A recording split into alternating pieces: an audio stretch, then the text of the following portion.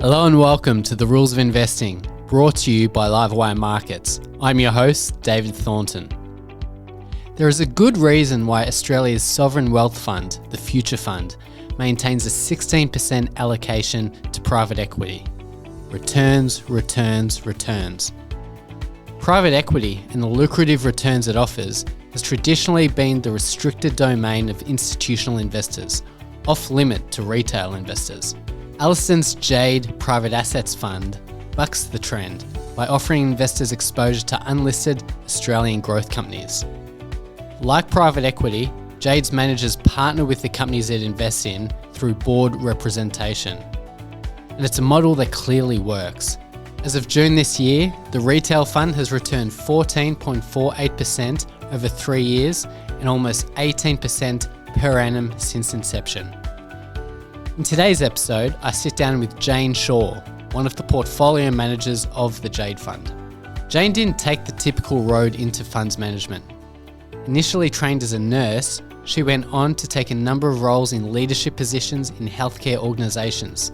So, appropriately, Jayne looks after the healthcare allocation within the JAADE Fund. Topics covered today include the evolution of private equity over the last few years, today's deal flow in the space, the first order principles that guide Jayne's process, as well as the investment case for Mable and Prospection, two companies that are shaking things up in the healthcare space. If you're an Apple Podcast or Spotify user, don't forget to subscribe to the podcast so you don't miss an episode.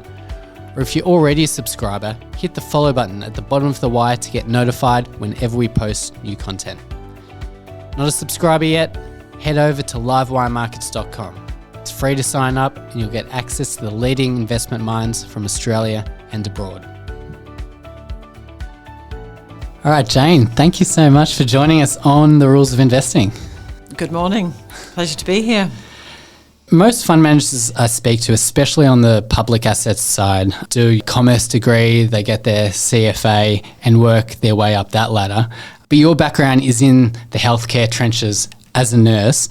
How did you wind up in asset management? So in my family, the females were all nurses and my brother was an engineer and there was no choice. My grandparents were all in business and I had exposure to business from a very early age, a whole range of different businesses. I would have preferred to be an astronaut at the time. But nursing was a trade or profession, and then after that you could go and do whatever you wanted to do. And then my business career evolved as I went through the business side of nursing and healthcare management. And you've been on some boards? Yes. That was the bridge? The bridge for me was I was the CEO of 2 private hospitals in southwestern Sydney when I was 27, which was relatively young. And I had 3 young children at the same time, and I could either move around Australia or I could diversify, and I actually set up my own business from 27 to 30, and I ended up selling that to a US healthcare company which turned over about $6 billion. So there was a fundamental shift from working in a corporate to actually establishing your own business, working in different global healthcare markets and then selling it to a big US healthcare player. So it was a big shift, but then I knew I'd never return to the corporate space and I'd continue to build businesses and stay in the trenches. So how does that background in the trenches give you an advantage managing private assets? I think you're pretty safe in a corporate.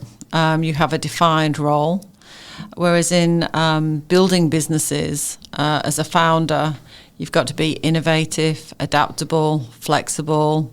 You've got to have a very strong focus on cash flow, and you've got to be able to execute and deliver. And I think if you're the founder and it's your money that's funding the business, I think your disciplined approach is extremely important. How that applies to private markets and what I do now, it's having a healthy respect of capital and cash flow, and building businesses. And if some strategies don't work, adapt, move, and find the margin. and deliver the service. Well, I'll dig into your process later on, but let's talk markets for a moment. How has the private equity space changed since inflation and higher rates have come to the fore? So about 18 months ago, it was the land of milk and honey, particularly in private businesses. Growth was, high growth businesses, good businesses. Most businesses and sectors were actually growing, and it was high growth at the sake of EBITDA margin, really, at that time. So I think now there's more a disciplined approach to getting back to profitability. There's now a healthier respect of cash flow within the business. And businesses 18 months ago had more luxuries. And an example of that is if you had a software company, you could be more adventurous in your product development, not be as focused on your return. And I think there's evidence to suggest now a lot of the tech companies have reduced their staffing. Engineers 18 months ago, very hard to find them, and they were very expensive. But most tech companies have gone through reductions without the expense of capital and costs. So fundamental shift in the way actually businesses operate. Obviously those businesses that have debt have got their own exposures. And I think there's been a strong change in the way businesses are being managed at the moment. So in light of that shift and the fact that money now isn't free, does that necessarily mean that growth is throttled? Is slower growth now the norm? Yeah, I think, if you're an investor 18 months ago, and the last 10 years have been great times for investors, and, people have made significant returns. However, in the private markets, there's the ability to earn, if you compare back to the public markets, I think their annual return is about 7% over the last few years. If you invested in JAADE when it was founded in 2019, their average return has been about 18%. So the growth in the listed markets is a lot lower than the private markets. And I think some of the changes in the last 18 months, 2 years, is that the returns are in the private companies, and the mum and dad investors out there have now got exposure to private assets that they haven't had the exposure to in the past.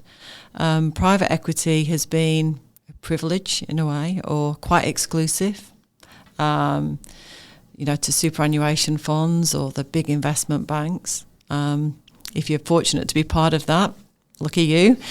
However, the mum and dad investors and the people there that need a return in their own superannuation funds, there's now more products out there for them to invest in. 99% of the companies in Australia, 1% of the private companies are listed. 99% are private. And where's the wealth being generated? And if you look at the Future Fund, they've got 7% now in listed entities and 17% in private equity. So it shows that there's a shift in terms of where people are putting their money for the returns. And I think going forward, you have to be able to adapt your investment portfolio to where you're going to get those better returns.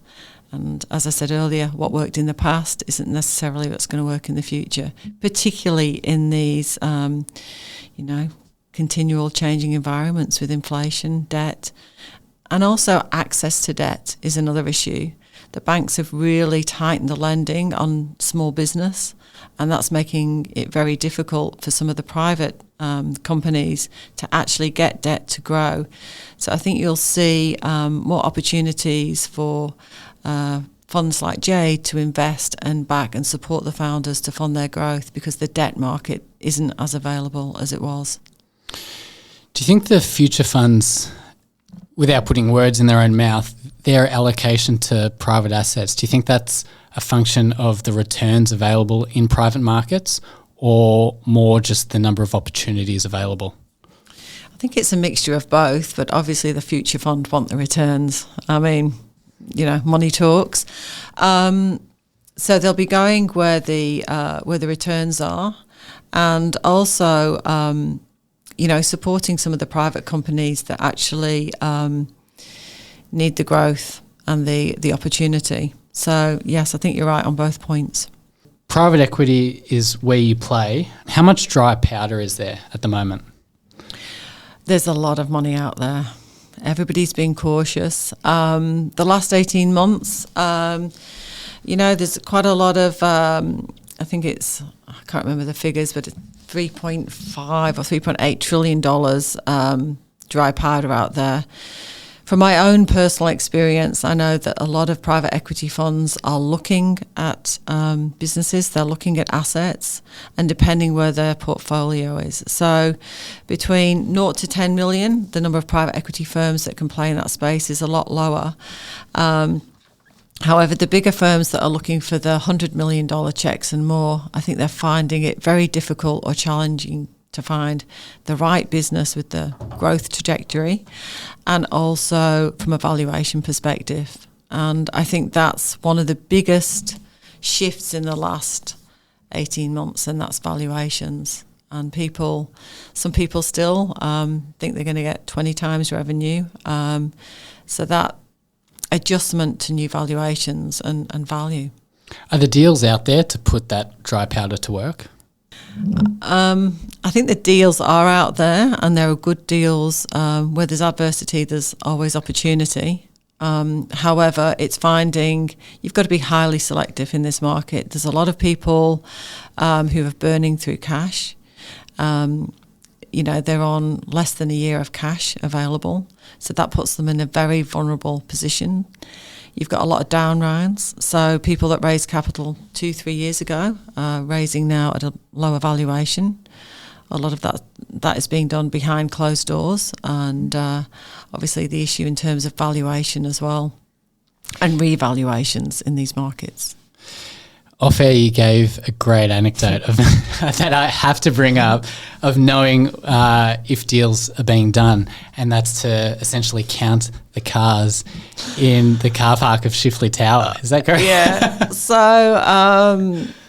So when I've been involved in a few transactions in the past, when the investment bankers and the private equity guys are working overnight because all the cars are still in the car park. So it's a really good indicator, and most financial institutions are back in the office full time now, but certainly last year the car park indicator was a lot lower if you look at the basic KPIs.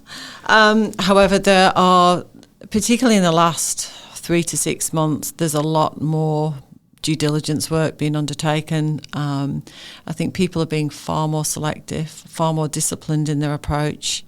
You've got time now to look at assets. The competitive tension isn't there. Everybody wants high growth sectors. So health is reasonably recession proof. There's a lot of attractive indicators in there, AI, a lot of disruptive technology, government funding, diversification of revenue, models can be taken offshore.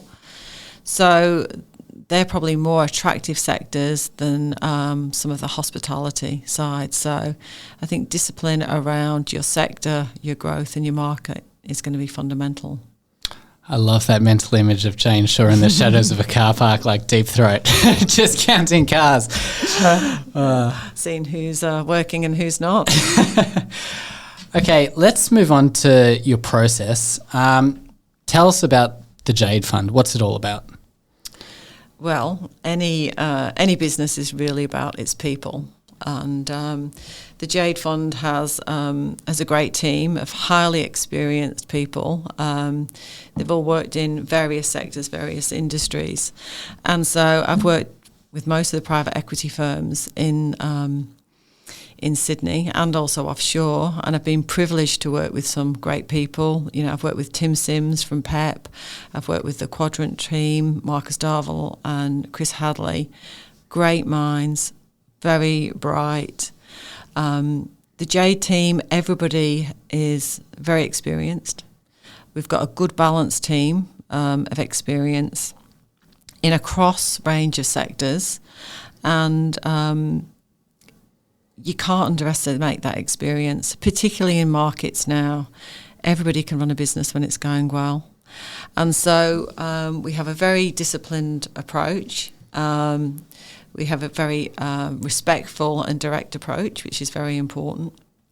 And in terms of looking at assets and a functioning team, I think that when you're identifying potential opportunities, the founders who you're going to partner with long term look at the dynamics of your team. So there's 9 people in the JAADE team across 8 assets, and normally 2 of us sit on the different healthcare boards or the tech boards. And it really is about discipline, execution, and leaning in and identifying the right opportunities. But you can't underestimate that experience. What first order principles guide your process? What are your northern stars, I suppose? Yeah. Again, it always comes down to the people. So you can have the best business, the best data. And for me, it's about alignment of values. And when you meet a company, you assess the management team. For me, it's very important in terms of what they've contributed, in terms of whether it's sweat equity, not everybody can mortgage their house, but they're actually committed to the company. It's their purpose. And so that is number one for me, because you're going to be partnering with these people for the next 3 to 5 years, and it's a partnership. And when you're starting your DD, obviously everybody wants a really well-defined shareholder agreement, but you don't want that agreement to ever come out and ever have to use it. And so, and businesses, you do have your challenging times. You do lose customers. You do need to reinvest more. And in adversity, you've got to have the ability to lean in with the founders and work with them and try and get solutions and not to panic. So in this market, I know from past experience, people will be panicking. There will be founders falling out with their partnerships. So it's really important, from my perspective, that you know the rules of engagement, how you're going to function in the good, the bad, and the ugly, which happens in business. Hopefully, not as often as you like. And in this market, high cash burn, redundancies, some of the negative sides of running a business, which aren't particularly pleasant, are when you have to really pull together from an equity and founding team. So I heard an interesting statistic the other day. Elon Musk got rid of 80% of his staff, 20% left, had no material impact on the company. He thought that was all luxury. That is going on in some of the businesses in Sydney right now, but not being reported on. It sounds like that inside track gives amazing backstage access. But on the other hand, do you risk getting too emotionally involved in these companies and the people that run them? Yeah, I think that is a fine balance. And that's where it comes down to the rules of engagement. When you're meeting founders, working with them, you agree on the terms. I mean, you don't want a board that's micromanaging, because you're just going to make the founders claustrophobic and really upset them and not allow them to get on with delivering and executing on their business plan. So that is very important. However, if there needs to be a change at the board level, you've got to make sure the board's functional and adding value. All the directors have to add value. You can't just be turning up once a month and, giving an opinion and leaving. And each different director should have an area of expertise, whether it's about sales, product development, execution, so you can assist. Prospection's just brought in a new chair, and he's got significant experience in product development in software companies in all the markets that Prospection is in, so America, Japan and Australia. He's been there, he's seen it all before, he knows where the product needs to fit, he can add value and give guidance to some members of the product development team. And I think that level of maturity, it's about mentoring. It's not telling people how to do it. It's about, being able to answer the questions and provide guidance on product development and positioning. Despite that, I imagine you've had quite a few hard conversations with management. Absolutely. And I guess it comes down to respect of capital and cash flow. And again, if we go back to 18 months ago, capital was very easy to get. From a listed market perspective, everybody was listing. And also in the private markets, there were these wonderful valuations and people could just get readily access to capital. I think the disciplined and approach and respect to the use of capital is really coming into its own now. And so board is like, what's the return on that capital? You want to develop that product. What's the return on investment going to be? And return on invested capital. So it's really important right now that the board and the management are aligned on where the value is, because you've got to come to profitability. You've got to have high growth and you've got to be cash flow positive. So that's a big shift for a lot of the organisations. A lot of organisations are burning, $1.5–2 million a month. That doesn't give them much runway for cash flow. So in the JAADE fund, all the businesses are on track to be cash flow positive. There's a number of them are already, and others are working towards it now. What does the earnings runway look like for the companies JAADE invests in? Okay, so in the JAADE portfolios, in terms of when we're going through our due diligence, we look for growth between 20 to 30%, particularly in this market. About 18 months ago, you were looking at a minimum of about 20%, 25% growth across the various companies. But we've been more realistic at the moment, and the budget's going forward is about 20 to 30%.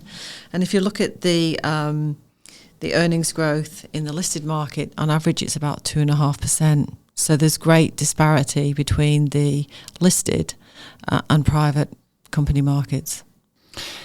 You're on the board of Mable and Prospection. Yeah. Let's take those companies in turn. What do they do, and what's the investment case as you see it? Okay, so Mable is a marketplace, and what it offers is, if you are in the NDIS participant or aged care and you need a Italian-speaking nurse that can administer insulin, you can go onto the Mable website and you can find a carer to come into your home and offer those services.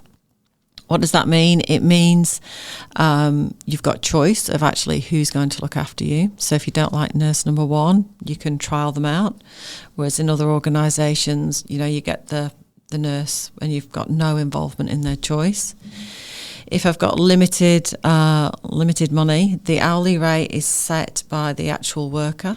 So they have the control of the hourly rate, and the hourly rate in Mable, it starts from about $34 an hour. So that's very good for the worker. They set the rates and the shifts that they want to do.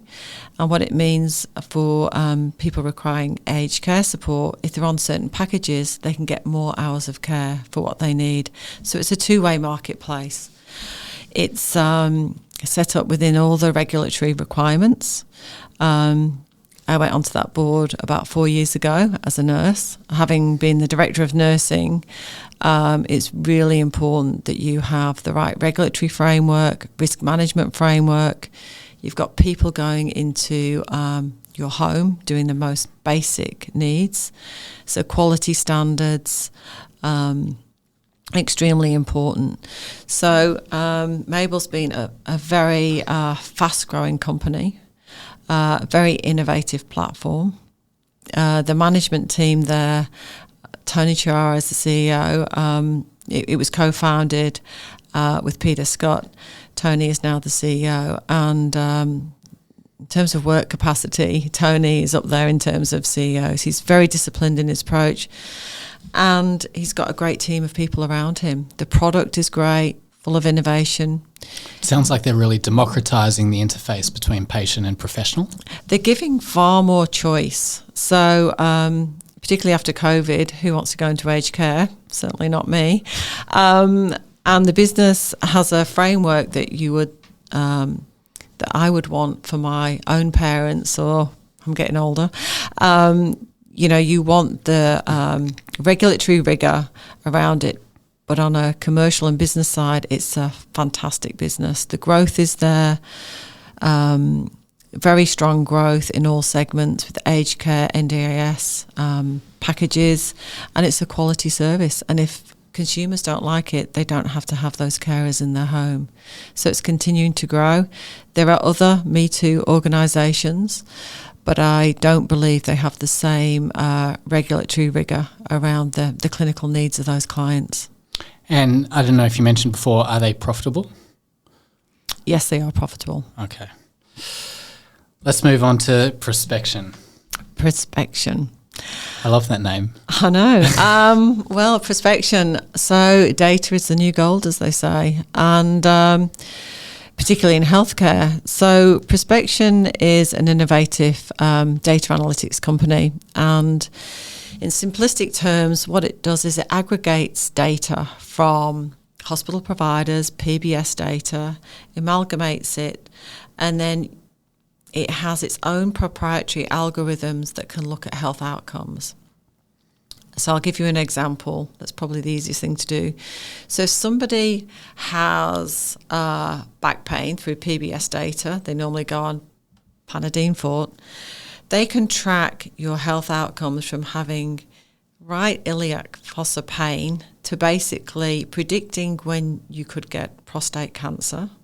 Then they can look at your survivability rates on which doctor and which pharmacology you're on, and look at the different scenarios. So this data is being used now for different evidence of healthcare and healthcare outcomes. So what does that mean? Data is very important on an individual level. Obviously, insurers are interested in it. Pharmacology companies are interested in the data. But data is going to be the evidence that you need on survivability rates. And in the old days, if we all had lung cancer, we'd all get the same treatment. Now we know, we can all react to different antibiotics. We all react to different chemotherapy drugs. So this data is what's going to be the key and the glue to health outcomes for the future and how it's actually utilised. So that's I could suggest you all go onto the Prospection website and have a look at the models that they've got there in different, prostate cancer, breast cancer, and some of the more rare diseases. And at a more important level, it can look at how, literally, how different doctors, different drugs can impact on your survivability from 5 to 10 years based on your postcode. That only comes from data. So it's very exciting. Data is, and the use of it is fundamental to improved health outcomes, and that will be interrelated into all healthcare, hospitals, pharmacy, community services, every way in which you receive your health care in the future. And AI, I imagine, will play a role there?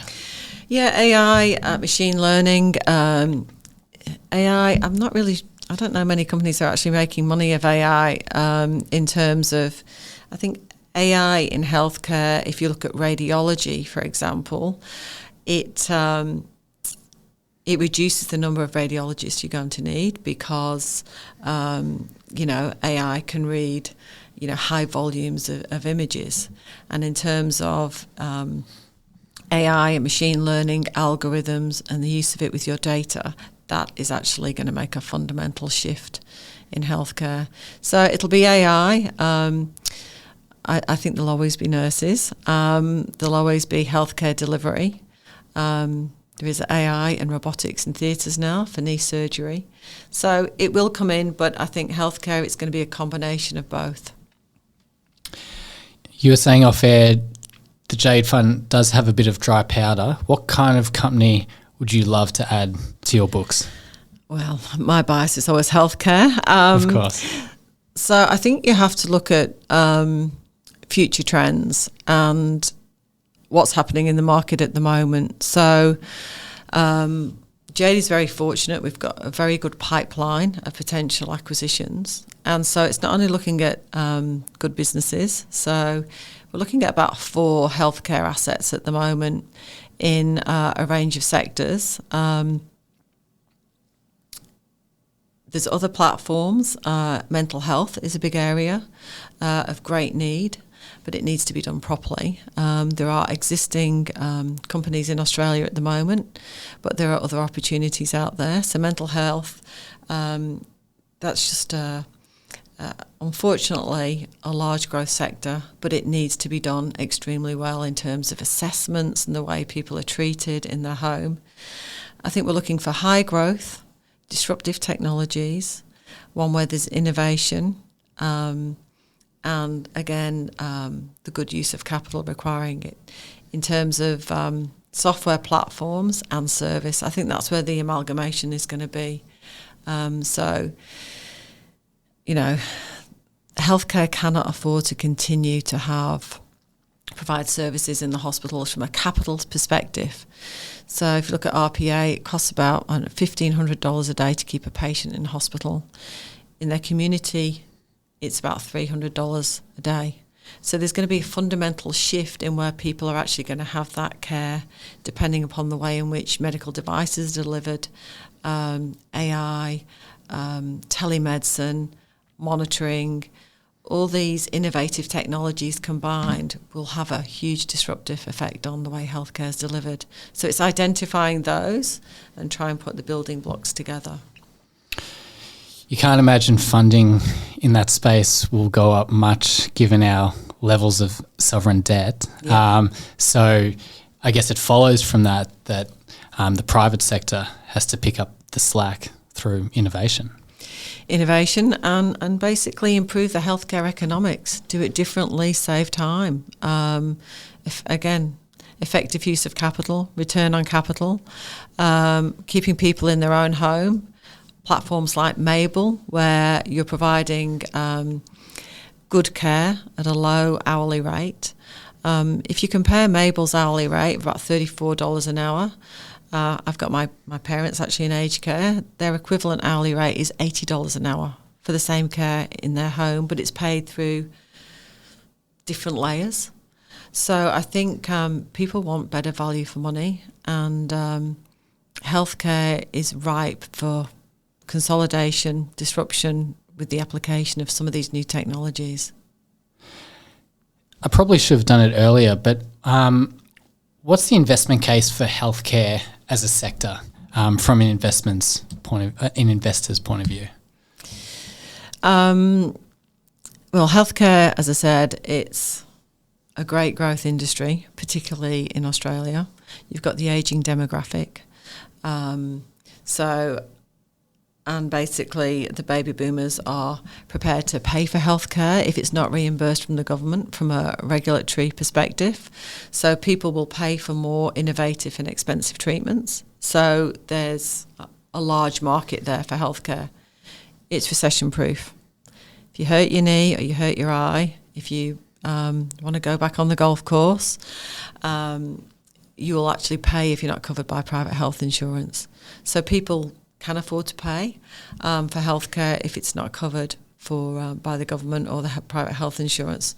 Accessibility is very important, timing, and the investment proposal in healthcare is you can get very good returns over sustained periods of time. If you look at the healthcare organisations over a period of time, particularly in the private markets, most of the private equity firms in Sydney have done very well out of their healthcare investments. Okay, let's tie this off with a bit of an elevator pitch now for the JAADE Fund. Why should investors consider it, and what kind of investor does it suit? I think so for people out there that have got a minimum of $25,000 who want an exposure into a private equity class with experienced managers, they've been able to execute and deliver over the inception of the fund, a 19% return. We're available and accessible. We're very transparent in our data, happy to share information with them. And I think that's very important for investors, particularly in this market. And we partner with companies that they probably wouldn't get the opportunity to invest with in their own rights. So these private companies, you don't like to use the word exclusive, but it's providing them to an asset class that they probably wouldn't have on their own. And unless you're in one of their big, investment banks, unless you're in that high net worth client basis, you actually probably wouldn't get much opportunity to this type of investment. There are some risks, though, to these kind of assets. Do you want to just run through them? There are risks with every asset, of course, in investing. We've had an 18% return, as I said, over the last 4 years. All the JAADE directors are actually invested in this themselves as well. So let's put that on the table. We're all quite heavily invested in the fund ourselves, so we're not asking them to do anything we wouldn't do ourselves. And from a risk perspective, I think it's far less risky than the listed markets at this time. You've got 2 experienced people working on the boards, aligned with the founders. Sure, you're going to have your difficult and challenging times, but it's how we manage through that at the time. So we're backing ourselves. 18 or 19% annualised is extremely attractive. Yep. In this new operating environment, are you optimistic about achieving that kind of figure? Always optimistic. I think the question is being realistic. And I guess when you're realistic, you've got to consider the valuations and the disciplined approach to actually acquiring those assets at the right time. So it comes down to one of the points I raised earlier, the expectations around the valuations of those assets, and not being tempted to overpay, and be more disciplined in your due diligence. Look at your growth and be realistic on your growth expectations. Jayne, we always finish these interviews with a couple of favourite questions. Hypothetical, bit of a thought experiment. Question 1, what's one thing investors are getting wrong about today's markets? I think in the markets today, I think if people are expecting what happened in the past to be the future, is one of the risks, and you've got to protect your downsides in your whole investment portfolio. So I think you've just got to be aware that this market is volatile, it's changing, and actually nobody knows what's going to happen. But within the companies, and particularly our portfolios, it's about generating your ARR and basically keeping a focus on your basics within the business so you can adapt and flex. But manage your risks and protect your downside is key to getting through this volatile time in the markets. Question 2. Could you share a story of a big win or a big loss you've had in your career? What happened and what did you learn from it? Oh, well, I've had a few big wins and I've had lots of failures. So I think in terms of wins, I was the co-founder for the first surgical consolidation in Australia, which was ophthalmology. And that lessons learnt from that, if you start with smaller companies and build and consolidate, I think it's a much better platform than buying a big asset, because you can consolidate, get leverage on the way up and create greater value. We basically established that in 2001 and 2004. We basically did a 5 times multiple. It was backed by AMP, Marcus Darville and Greg Smith, who were with Quadrant and Champ now. That was very disciplined, very focused.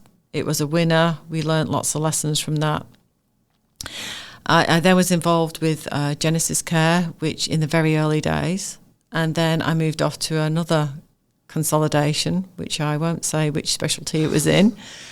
However, that was an absolute disaster. And the reason why that one was a disaster was there wasn't equality in the doctor contracts.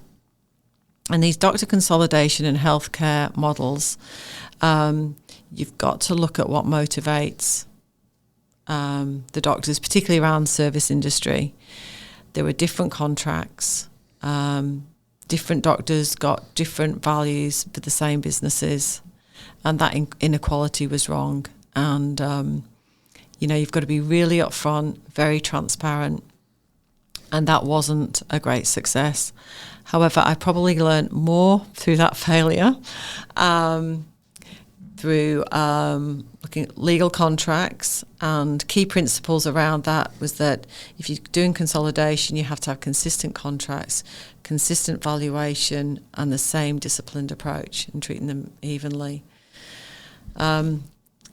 And then another failure I had was thinking that going with a big US healthcare company, selling my first business to them, was a great thing, and then ended up as part of an FBI investigation, but that's another story in itself. Let's go into it. Basically it was I sold my company to them, and I had it was an international company, healthcare, Philippines, the Emirates, New Zealand, Australia, and basically it was falsifying revenues. And just because somebody is listed on the NASDAQ and perceived to be highly successful, ended up with the CEO going to jail, CFO pleading guilty, and the key leadership team going to jail in the US. So sounds like Enron. It was a healthcare Enron of its day. So I think that's why extremely good governance is important, ethics. And as I said earlier, it's making sure when you go into any commercial relationship with founders that you are clear, upfront and transparent before you sign that shareholders agreement. In hindsight, were the red flags there that you should have seen, or was it just well hidden and you were not in a place to see it? No, I was. These guys were all billionaires in their own right. It was literally the big office. Your job is to put more dots on my global map. I mean, we're talking, out there. It was Birmingham, Alabama, USA. I was quite naive then, obviously. But no, there was no. It was professional. They had all the top bankers, highly regarded. 6 Learjets in the portfolio. Turned over $6 billion in 1999. I mean, it was a large, highly regarded healthcare company. Wow. Governance is what I would say. And due diligence. Absolutely. Even if it is a big check. Final question, and again, purely hypothetical. But if markets were to close tomorrow for 5 years and you could only own shares in one company, listed or unlisted, which company would it be and why? That's a very good question. Can I ask for 2 companies, please? 2 companies, it would probably be Mable in the private space. And I am a private shareholder in Mable as well as the JAADE fund. I was invested in Mable before.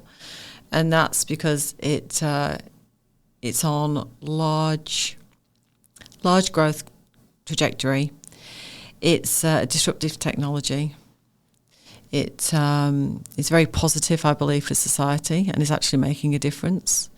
And I think if you're offering great service, a great product in a great health economic environment, and it's a good value proposition for everybody in Australia, then the returns will follow. So that would be in the public space, and then in the that would be in the private space, and then in the public space, I've worked in breast cancer for the last 20 years, so I'd be involved in a company relating to breast cancer. So they're the 2, and I think strong growth, disruptive technologies, get great product, great service, and the dollars will follow. Jayne, thanks so much for joining us on the Rules of Investing. Thank you. I hope you enjoyed that episode today with Jayne Shaw. If you did, please give it a like and don't forget to subscribe to livewiremarkets.com for more free content like this. I'll see you next week.